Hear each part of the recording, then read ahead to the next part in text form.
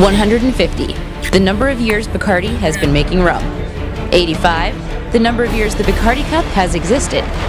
50, the number of years it's been hosted in Miami.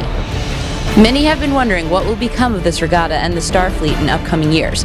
But if 14 countries coming and outnumbering U.S. competitors is any indication, I think the Star Fleet is as strong as ever. I think all star sailors think of the Bacardi Cup as the most fun and most enjoyable event of the year. Part of it's the Bacardi Cup, part of it's the sun in Miami, and part of it's a lot of it's the competition, of course.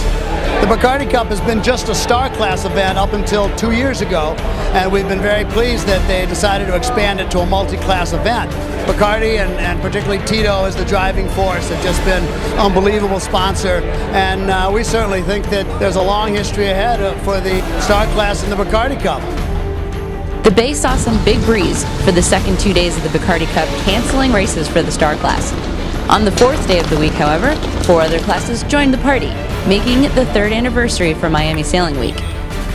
On Course Alpha, the J80s and Viper 640s, and on Course Bravo, the Melges 24s and Melges 20s had a chance to rip around in the fast, clear water.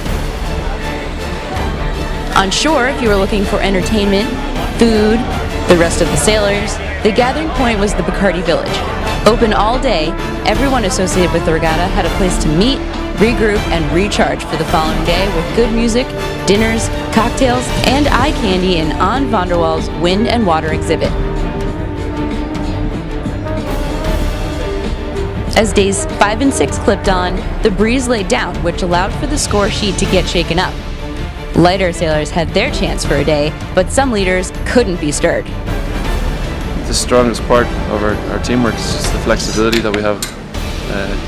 So this week is throwing lots of different conditions at us, and we managed to deal with them pretty well. Yeah, we're getting there slowly. Been second the last 2 years, so it'll be nice to try and finish it off today. Now, we've been sailing together for about 3 years now. We have a lot of experience together, a lot of fun, very good teamwork. Truly, the biggest challenge is getting off the line well, getting good starts, good tight racing, outstanding conditions on Biscayne Bay. In the Melges 24 and 20 fleet, there was only one race on the last day to determine the victor. In both fleets, this last chance determined the 2012 champion, so lighter maneuvering and sometimes aggression took center stage. In the Melges 24 fleet, Switzerland's Franco Rossini and crew aboard Blue Moon, former Melges 24 world champions, stomped their closest competitor to take home the first place trophy. For the Melges 20s, USA Michael Kiss and crew aboard Baccio won the last race, leaving a 2-way tie behind them for second. For the J80s, Glenn Darden and his crew raced so well in this fleet's first appearance in Miami Sailing Week that they didn't even have to sail the last race. Even more impressive, in the Viper 640 class, Australian and British competitors Glyn Locke, David Chapman, and Ian Nicholson finished with less than a third of the points that the second place boat finished with. We were here last year and we won, so defending our championship. Miami's been pretty good to us, having a good time, so loving it.